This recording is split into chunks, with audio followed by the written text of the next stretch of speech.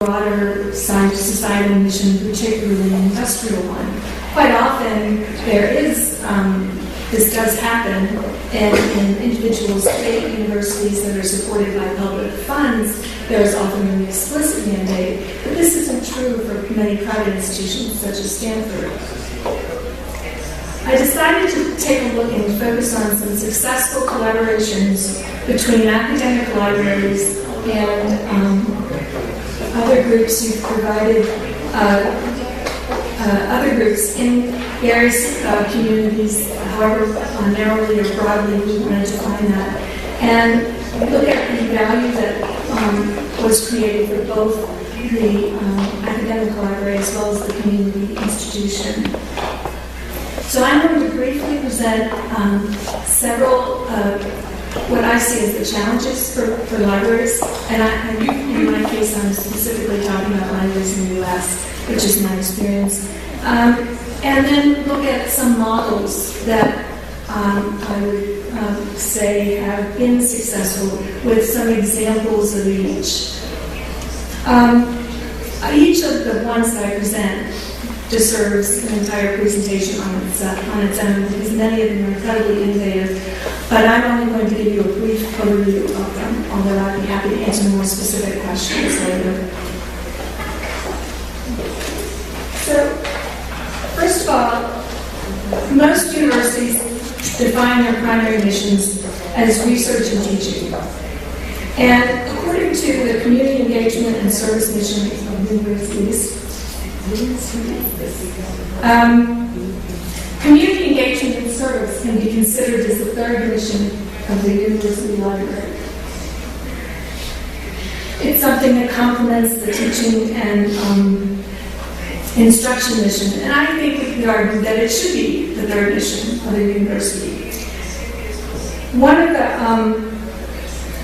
excuse me, in some instances, it will mean that the community is one that is defined as one that's down the street. In other instances, it can be the broad world community. A research university such as Stanford tends to define its community as the world, which lets them off the hook, in my way of thinking, for some things, but also is also accurate in terms of the impact and reach of their research. Up until now, I've been thinking about and focusing on the university itself, but how does this impact the academic library? And what can academic libraries do to help meet this mission? Challenges. So I see there are a number of challenges for the academic library. First of all, what is the mission of your university? We are very much, as many people have said, we need to support the mission of our university. And if supporting the service sector, supporting the industry, supporting the community is not explicitly part of their mission, then we have some limitations on what we can do. The other challenges that we face are resource challenges.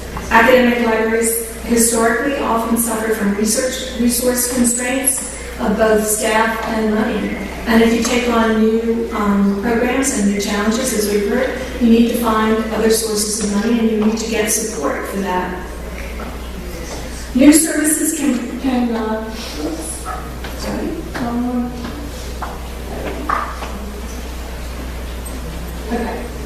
New services can also require both specialized skills and supporting infrastructure, which can also be a challenge.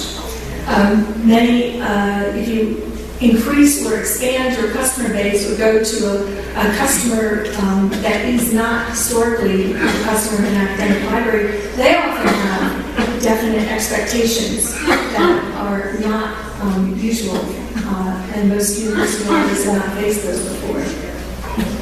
Licensing restrictions. I work in a business library. This is a significant challenge for us, just in serving our own alumni for our institution. Licenses are typically restricted to the current staff and faculty of the university. So this is something that we need to overcome, if possible. The other thing that I see is I'm calling a failure of the imagination. Many of us historically have defined how do we support the global or the mission of the university in terms of the local community or the broader community. And we have traditionally defined this as access. We let people come in and use the library. I overheard someone at a university that shall remain nameless say, well, we give them 7 free visits a year. I think that's 6 too many. So, which I just was, has been one of those people who used to take advantage of those 7 free visits. I was appalled. But I think in this day and age, we need to think beyond access. Access has limited value now, as Lord has mentioned and several other people have said, primarily because of the digital resources. Access is not a physical presence in the library. In many instances, you want access to the digital resources. And whether that's possible or not is a challenge for us. When I looked for examples of what I wanted to talk about, they fell into 3 categories. And you could come up with other categories, and I'm not saying these are the best, but these are sort of what I came up with when looking at the ones that I was talking about. You have things that have been driven by the community, and the university library has responded to that. You have top-down ones where someone, either a senior person in the university or potentially the library, has said, we will do this. And then you have ones that are driven more from the bottom up, from a very determined and engaged librarian. And by that, I don't mean that the others don't have determined and engaged librarians. They all need them to succeed, but this was the driver. So I'm going to look at several examples of these. One is the community-driven is the Stanford Health Library. The next one is the New York Public Library, the business branch, the Science and Industry branch of the New York Public Library, and their collaborations. The top-down model, one I thought I would look at that really talks about it's the education space, but also the lifelong learning space, and it's much more local community-driven, is the Martin Luther King Library in San Jose, California, which is a joint library between the San Jose State University and the Public Library of the City of San Jose. The University of Nevada, Las Vegas Business Library has a really impressive set of services that they provide to the local Las Vegas business community.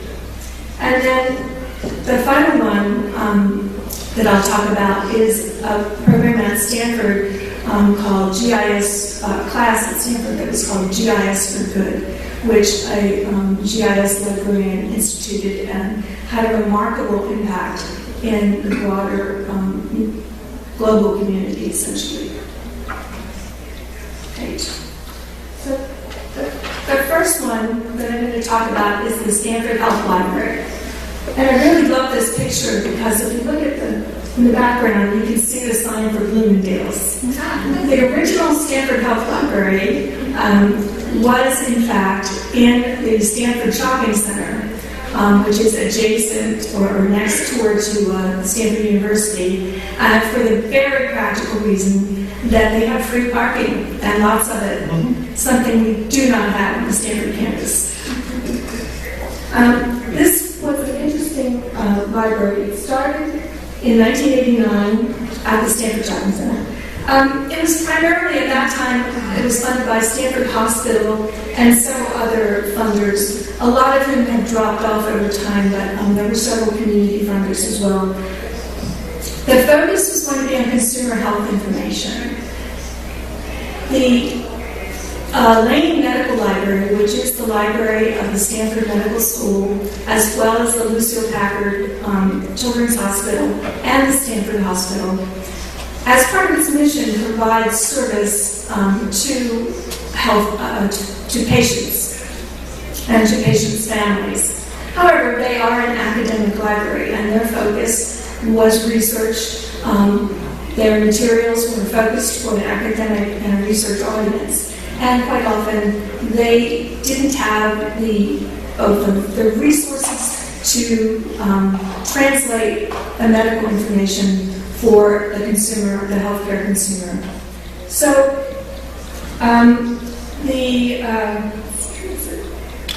the patient care services department at the Stanford Hospital came up with this idea of creating a community-focused, healthcare, patient-focused library.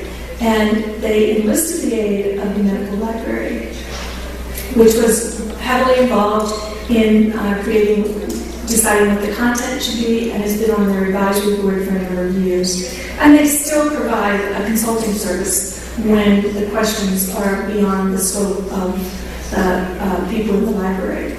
And over the 15 years that it's been in existence, the library currently has 5 locations.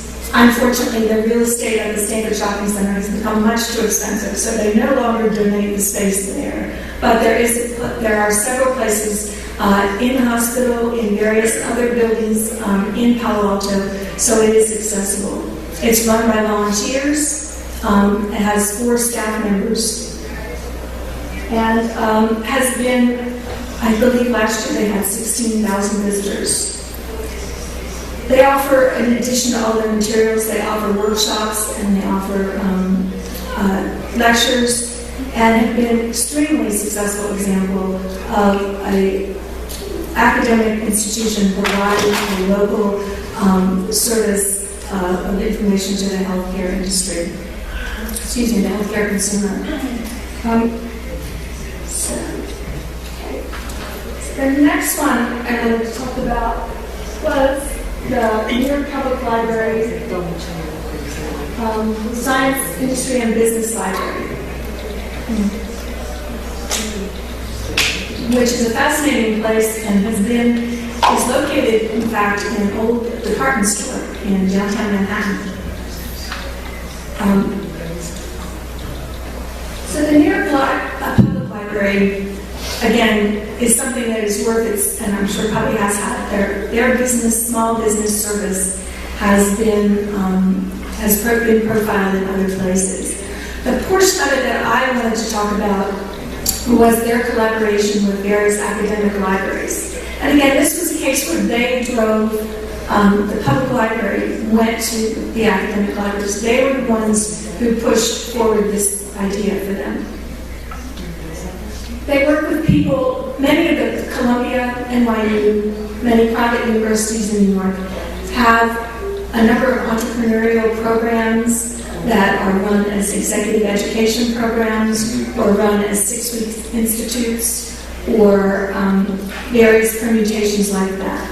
The people who go to these programs typically, when they are in the program for whatever time frame that is, they're considered university students. But after that, even if the program itself has a sort of a support group mechanism afterwards to help them to continue on with their entrepreneurial efforts, the university libraries really can't help them very much. They, again, are not licensed to help them. The data and information that people want, tend to want are market research studies. They tend to want data, business information for them to start their business. So the New York Public Library focuses totally on entrepreneurs and small business, the business section of it.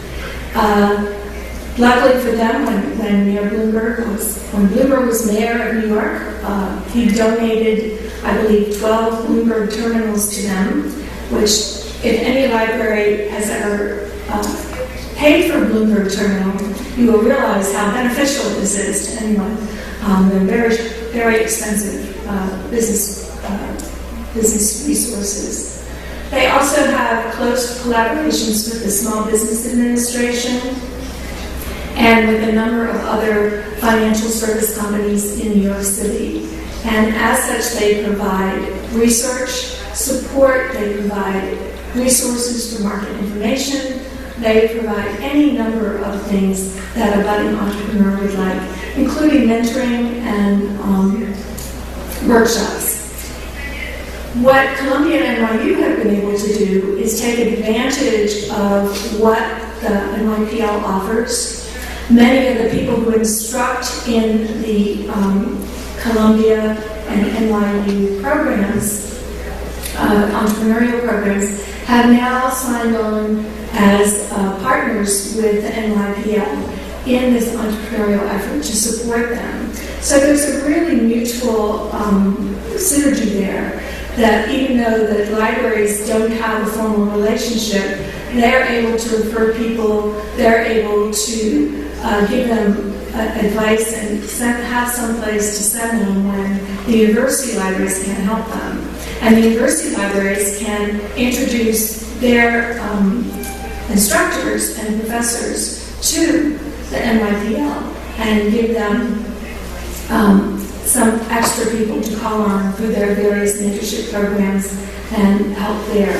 So I think it's been a very mutually beneficial thing for all of them. And again, it was driven because the New York Public Library had this mission, and they went to the university libraries and said, we can help you, and here's what we can do, and we want to work with you.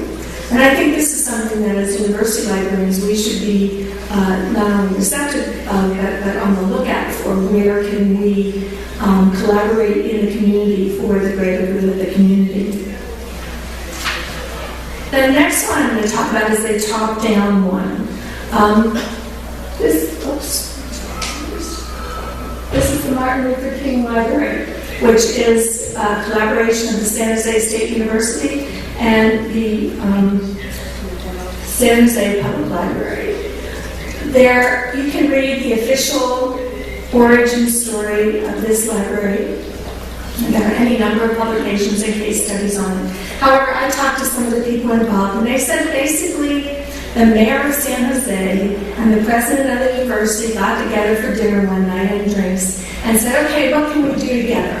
And they said, okay, we'll build a library. And then they went in the next day and tried to make that happen. That's the very short version.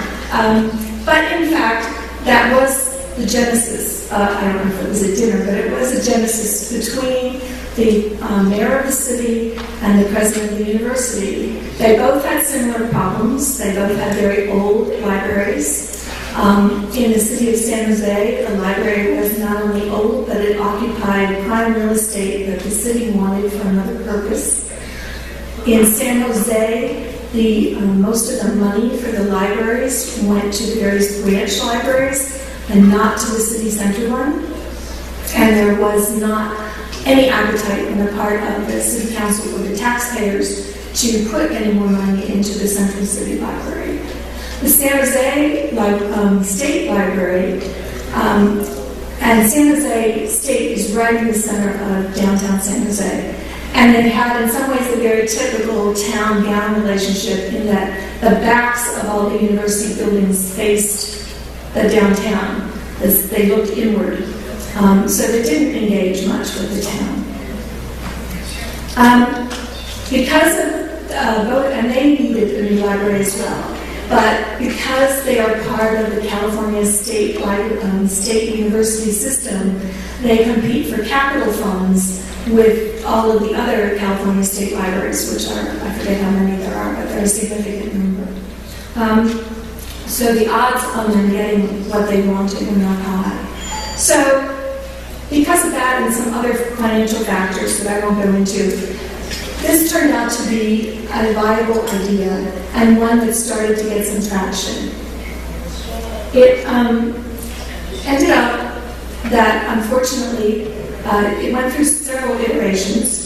One of the unfortunate things was that the staff and the faculty of San Jose State found out about this because it was reported in the local newspaper before they heard about it.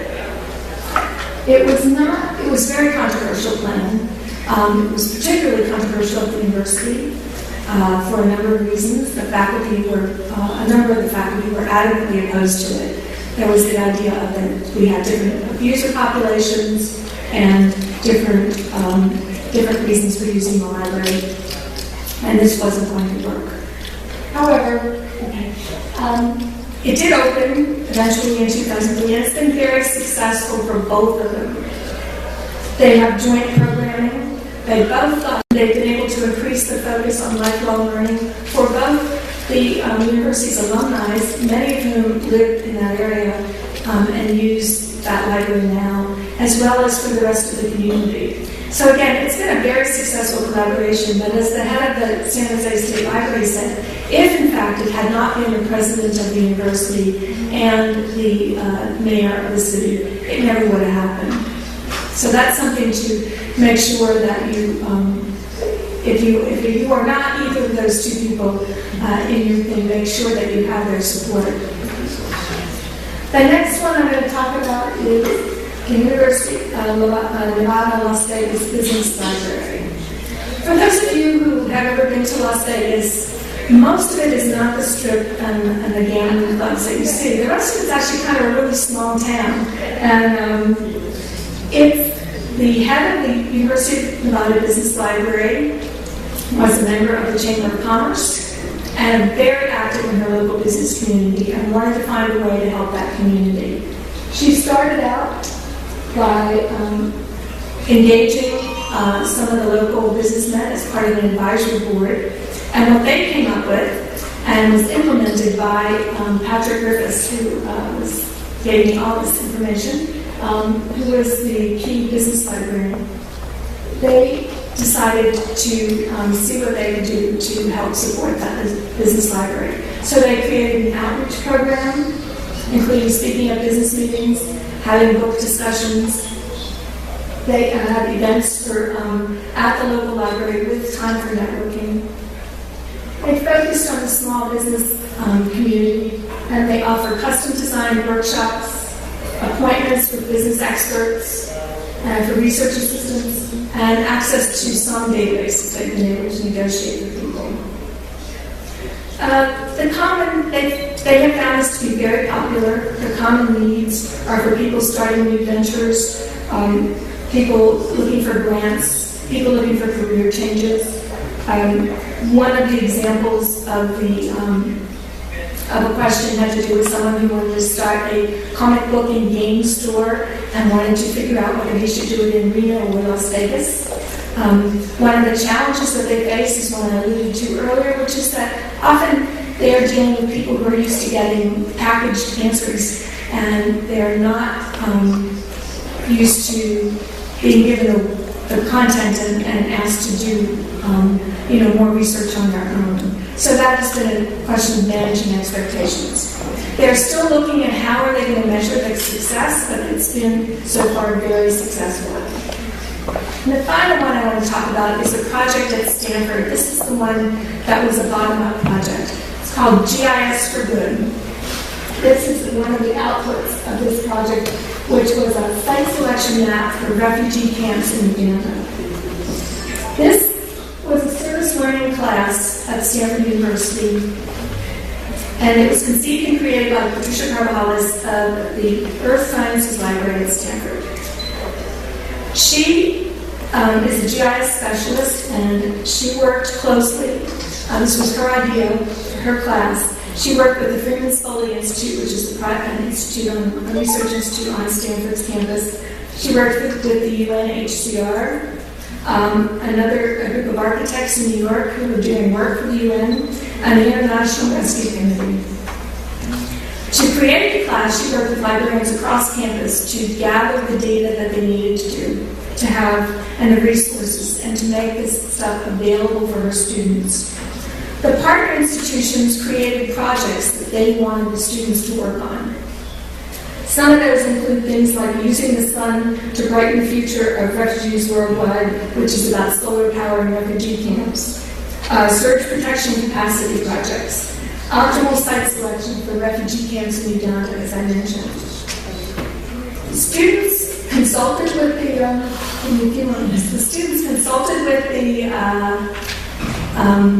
with their partners. They did conference calls, they interviewed them, and they had 10 weeks to create a website, a report, interactive maps, and a 10-minute synopsis and presentation.